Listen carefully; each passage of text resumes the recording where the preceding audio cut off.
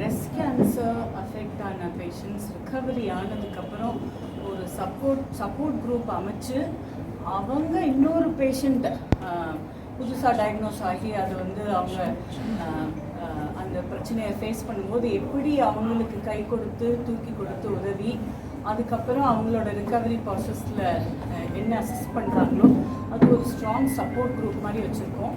Chennai press சென்டரில் சரணான்னு ஒரு trust நடத்தி அந்த ஆர்கனைசேஷன் மூலமாக வாலண்டியர்ஸ் இவங்களே ஒரு ஸ்டேஜில் 10 வருஷம் முன்னாடியோ 5 வருஷம் முன்னாடியோ 15 வருஷம் முன்னாடியோ ஃபேஸ் பண்ணியிருப்பாங்க. அவங்க ஃபேஸ் பண்ணி ரெக்கவர் ஆகிட்டு நான் நல்லா இருக்கேன் பாரு நீயும் நல்லா வந்துடுவேன் அப்படின்னு சொல்லி ஹேண்ட் ஹோல்ட் பண்ணுறது ப்ளஸ் அது மாத்திரம் இல்லாமல் அவங்க கற்றுக்கிட்டதெல்லாம் அவங்களுக்கு சொல்லி தர்றதுக்கு தான் இந்த ப்ரோக்ராம் நடத்துகிறாங்க. அதில் வருஷத்துக்கு ஒரு தடவை பெருசாக இந்த மாதிரி எங்கள் உற்சவம்னு நம்ம செலிப்ரேட் பண்ணணும் அப்படிங்கிறதுக்கு பண்ணும்போது ஒவ்வொரு தடவையும் யூனிக்காக கொஞ்சம் டாபிக்ஸ் எடுத்து டிஸ்கஸ் பண்ணுவோம்.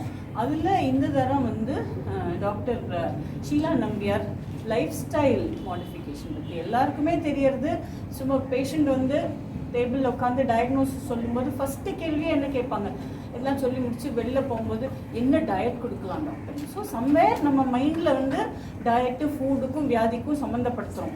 வியாதி காரணமாகறதுக்கும் சரி வியாதிக்கு வைத்தியமும் சரி ஃபுட்டை சம்மந்தப்படுத்துகிறோம். ஸோ அதில் நிறைய அது ஃபுட்டு எக்ஸசைஸ் அது ஸ்லீப்பு ரெஸ்ட்டு ஸ்ட்ரெஸ் எல்லாம் ரொம்ப இம்பார்ட்டண்ட். அதை பற்றி நிறையா எடுத்து சொல்கிறதுக்கு அவங்க வந்திருக்காங்க.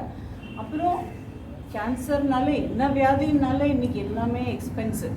ஸோ நிறைய வந்து அதுக்கு வந்து செலவு செய்யறதுக்கு நிறைய பேர் கஷ்டப்படுறாங்க. அதில் insurance is a very important aspect. அதில் நிறையா வந்து டிஃபிகல்ட்டிஸ் இருக்குது, அந்த சேலஞ்சஸ் இருக்குது. அதை பற்றியெல்லாம் அட்ரெஸ் பண்ணினாங்க காலையில் doctor Prakash is a surgeon who moved into health industry, different பொசிஷன்ஸில் ஹெல்த் இண்டஸ்ட்ரியில் இன்சூரன்ஸ் செக்டரில் ஒர்க் பண்ணியிருக்கார். அவரோட எக்ஸ்பர்டைஸை he shared with our patients. அப்புறம் doctor Venkat Ramakrishnan is a plastic and reconstructive surgeon. We all work together. He is a trustee of Sharana also. அவர் வந்து எப்படி வந்து இப்போ நிறைய சுச்சுவேஷன்ஸில் மார்பகத்தை முழுக்க எடுக்க வேண்டி வந்துடுது.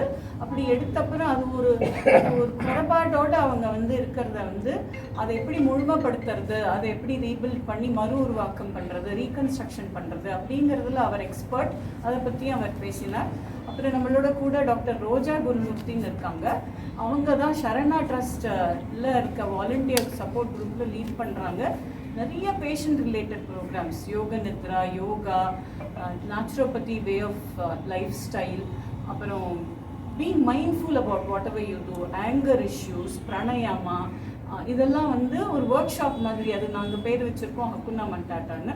ஒரு 6 மணி நேரம் program. Every breast cancer patient who's treated, அவங்க ட்ரீட்மெண்ட்லாம் முடிஞ்சு கொஞ்சம் ரெக்கவர் ஆனதுக்கப்புறம் கூப்பிட்டு வச்சு அடுத்த ஸ்டேஜ் ஆஃப் லைஃப்க்கு அவங்களுக்கு கை கொடுக்கறதுக்கு இந்த ப்ரோக்ராம் நடத்துறது அவங்க பண்ணுறாங்க. ஸோ அதெல்லாம் வந்து உங்களுக்கு என்ன டவுட்ஸ் இருந்தாலும் அவங்க அதை அட்ரெஸ் பண்ணுவாங்கன்னு சொல்லுவாங்க. So what I would like to say to patients, cancer survivors and patients who want to prevent cancer is that while our medical treatment has improved in leaps and bounds and we have amazing treatment to cure cancer, there are ways in which patients can take their health into their own hands, be empowered to be able to lead healthier lives even after the cancer diagnosis and treatment. So there are many things that they can do, including, like Dr. Selvi said, diet. Exercise is extremely important, and we will talk about exercise and the kinds of exercise. Other things that we didn't think would affect cancer will be things like stress management and the importance of social connections. So this support group that Dr. Selvi started, I can't express how important social connections are for recovery. We didn't think it was so important. We felt that it would be okay to just treat with medicines and then they get cured. But the importance of social connections cannot be reiterated. Then of course you have your addictions, you have sleep management. These are all things that patients can take into their own hands. So in addition to treatment for cancer, if the patients are able to implement what we call as the 6 pillars of lifestyle medicine, they will definitely have better recovery and a better life going forward. So ideally it should be prevention, where they start this as early in their life as possible, implementing the 6 pillars of lifestyle medicine. But even if they do get cancer, there is a way in which they can lead cancer-free lives going forward. So we must all understand that all of us have cancer cells in our body. It's just that it's not manifested. And the reason it gets manifested is poor lifestyle. So if we can address that root cause, which is lifestyle, we can actually prevent a large proportion of cancer, which is becoming more and more prevalent in our country. And we know that other chronic diseases like diabetes, PCOD, all of these things also will the precursors are these problems which are diagnosed much earlier.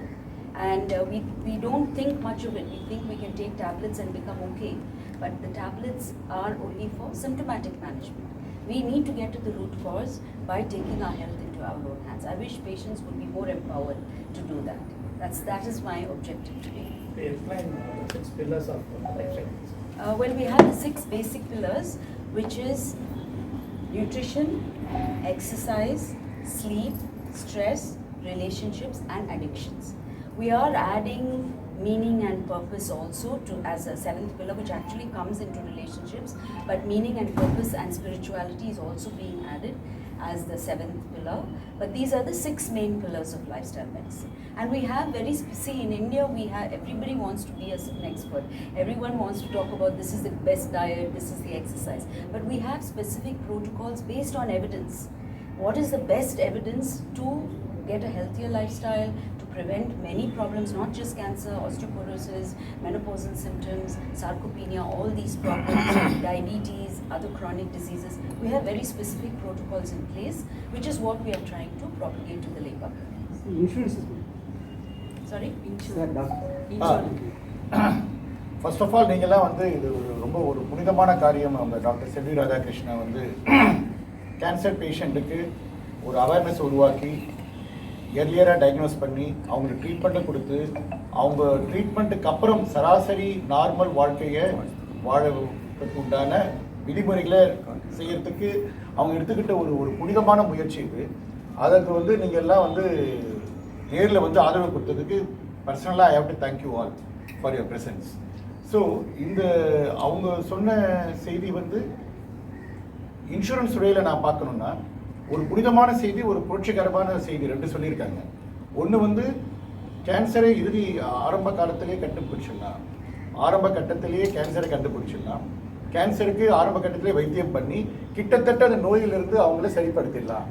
அப்படி சரிப்படுத்தும் பொழுது அந்த cancer இன்னைக்கு இந்தியாவில் 40லேருந்து 50 வயசுக்குள்ளே இருக்கிறவங்களுக்கு அதிகமாக வருது. அதுக்கப்புறம் அவங்க 20-30 வருஷம் வாழக்கூடிய வாய்ப்பு இருக்குது. அந்த வாய்ப்பில் அவங்கள ஒரு கேன்சர் பேஷண்ட்டுன்னு சொல்லி நம்ம உரம் கட்டாமல் அவங்களே இப்போ சராசரி மனுஷனா இப்போ நார்மலாக ஒரு 40-50 இயர்ஸ் பர்சனுக்கு எப்படி இன்சூரன்ஸ் கவர் கொடுப்போமோ அதே மாதிரி அந்த பேஷண்ட்டுக்கும் கொடுக்கணும். ஏன்னா அவங்கள எர்லி ஸ்டேஜ்லேயே கண்டுபிடிச்சி அவங்கள குணப்படுத்தியாச்சு. அவங்கள புறக்கணிக்காதீங்க. ஸோ காப்பீட்டு துறையில் முன் வந்து அவங்களுக்கும் காப்பீடு கொடுக்கணும். அவங்களுக்கு ஒரு ஃப்ராக்சரே வருது, ஒரு பேண்டமிக் வருது, ஒரு ஃபீவர் வருது, அவங்கள ஒரு கேன்சர் பேஷண்ட்னால அவங்களுக்கு இன்சூரன்ஸ் கவரேஜ் கிடைக்காம போயிடுது. அது மாதிரி ஒரு புறக்கணிக்கிறது அந்த காலத்தில் கரெக்டாக இருந்துருக்கலாம், 20 வருஷம் முன்னாடி.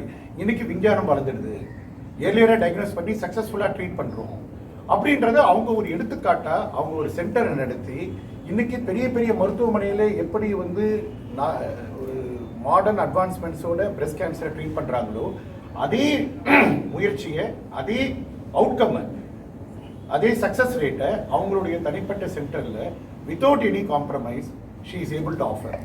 அதனால இன்சூரன்ஸ் கம்பெனிங்க we are recognising the good services.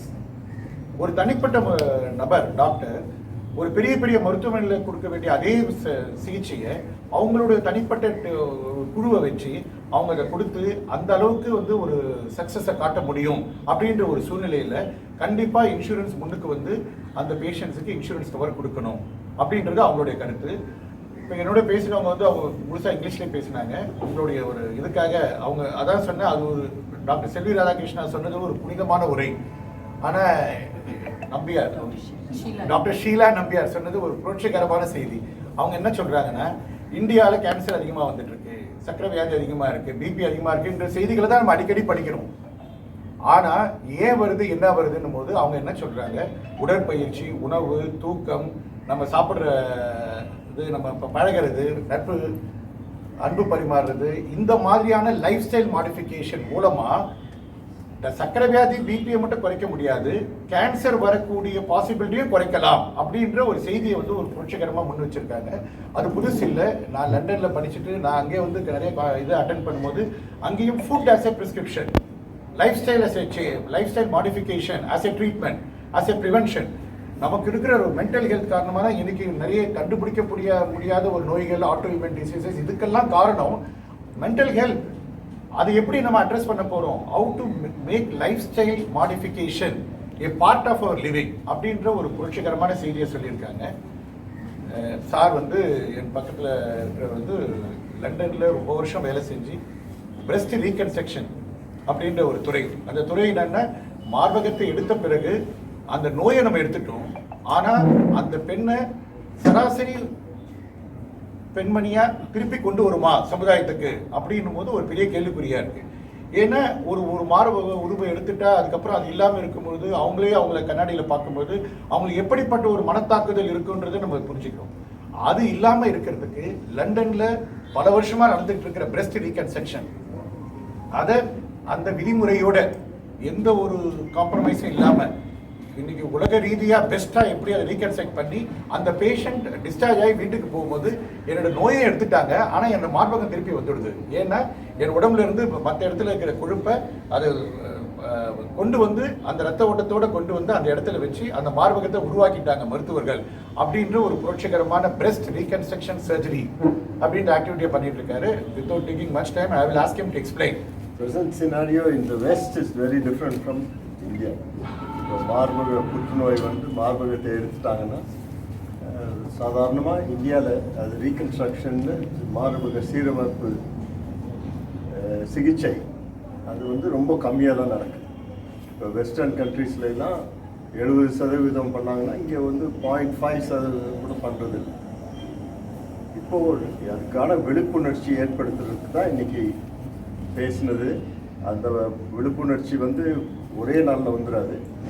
இது வந்து சொசைட்டியில் எல்லாரும் அதை வந்து ஒரு காஸ்மெட்டிக் சர்ஜரின்னு கருதாமல் அதை வந்து ஒரு டிஃபார்மிட்டி, ஒரு ஊனம், அதை வந்து சரி பண்ணணும். அதை வந்து கேன்சர் மட்டும் எடுத்தது பத்தாது, அந்த லேடிக்கு வந்து பின்னால் நார்மலான லைஃப் ஸ்டைல், இப்போ லைஃப் ஸ்டைல் பற்றி பேசுகிறோம், லைஃப் மட்டும் இல்லை லைஃப் ஸ்டைல், அது நார்மலான லைஃப் ஸ்டைல் அவங்க இருக்கணுங்கிறதுக்காக தான் பண்ணுறது. அதை இப்போ வந்து சாதாரணமாக அந்த பேஷண்ட்டோட இன்னொரு பகுதியிலேருந்து கொழுப்பு எடுத்து வச்சு அந்த ஐயா சொன்ன மாதிரி அந்த இரத்த குழாயெல்லாம் இணைச்சு இரத்த ஓட்டத்தோட ஒரே ஆப்ரேஷனில் பண்ணிடுறது. அது மார்பகம் எடுத்த ஆப்ரேஷன்லேயே அதை சீரமைப்பு பண்ணுறது. அதுதான் இப்போது. See, all breast cancers lead to reconstruction or something? All breast cancer do not lead to mastectomy. மார்பகத்தை எல்லா breast cancerலையும் எடுக்க தேவையில்லை. சின்ன breast cancer-ஆக இருந்தால், ஏர்லி breast cancer-ஆக இருந்தால் அந்த கேன்சரை மட்டும் எடுத்துட்டு ரேடியோ தெரப்பி கொடுக்கலாம். ஆனால் 30% breast cancer-ல வந்து மார்பகத்தை எடுக்க வேண்டியது வரும். அந்த நேரத்தில் தான் சீரமைப்பு. வயசுலேருந்து ஏஜுக்கு வந்த டைம்லேருந்து பிரெஸ்ட் டெவலப் ஆகுது. அது ஒரே மாதிரி இருக்கிறது இல்லை. மந்த்லி சைக்கிளுக்கு வேரி ஆகுது, ப்ரெக்னன்சி அப்போ வேரி ஆகுது, பால் கொடுக்கும்போது அப்புறம் வெயிட் கெயின் ஆனால் வெயிட் குறைஞ்சா மாறிக்கிட்டே இருக்குது. மாதம் பீரியட்ஸோட சேஞ்ச் ஆகிட்டே இருக்குது. நமக்கு எப்படி இருக்கணும் அப்படிங்கிற அவேர்னஸ் வேணும். நம்ம முகம் இப்படி இருக்குது தெரியுது, நம்ம வெளில போகும்போது முகம் எப்படி இருக்குன்னு நம்ம பார்த்துட்டு போகிறோம். ஏதாவது வித்தியாசம் வந்தால் உடனே அதுக்கு அட்டென்ஷன் கொடுக்குறோம். இதுவும் பிரெஸ்ட்டும் என்னது ஒரு கவர்டாக இருந்தால் கூட இட்ஸ் சர்ஃபேஸ் ஆர்கன். எவ்ரிடே குளிக்கும்போது நமக்கு அதுக்கு தொட்டு குளிக்கிறோம். இப்போ வந்து ஒரு பேங்க்ரியாட்டிக் கேன்சர், ஒரு கிட்னி கேன்சர், ஒரு ஸ்டொமக் கேன்சர்னா, ஒரு லங் கேன்சர்னா நமக்கு நெஞ்சு கூட்டுக்குள்ளேயோ வயிற்றுக்குள்ளேயோ போய் தொட்டு பார்த்து கண்டுபிடிக்க முடியாது, கஷ்டம். அதுக்கு சிம்டம்ஸ் வந்தால் தான் கண்டுபிடிக்கணும். பிரெஸ்ட் என்ன பண்ணலாம், நம்ம தினம் குளிக்கிறோம், தினம் தொட்டு தேய்ச்சி குளிக்கிறோம். ஆனால் அது சில பேர் வந்து ஒரு ஆரஞ்சு சைஸ்க்கு ஆப்பிள் சைஸ்க்கு கட்டி வச்சுட்டு புண்ணாயிட்டு வருவாங்க. ஏன்னு கேட்டால், ஒன்று நான் இந்த பால் கட்டி நினச்சேன், ஏதோ நினச்சேன், வலிச்சது, வேரியஸ் ரீசன்ஸ் சொல்லுவாங்க. அது வந்து நிறைய பயமும் இருக்குது. ஸோ இதெல்லாம் தான் நம்ம திருப்பி இப்படி பேச தான் அதை பற்றின அவேர்னஸ்லாம் வரும். ஸோ அதை டெக்னிக்கலி செல்ஃப் எக்ஸாமினேஷன், சுய பரிசோதனைன்னு சொல்கிறோம். ஒவ்வொருத்தரும் தனக்கு எப்படி இருக்குன்னு தெரிஞ்சுக்கணும். அது தினம் போய் அதை பற்றியே யோசிச்சுட்டு இருந்தோம்னா பேரனோயா, மனவியாதியாக போயிடும் அது.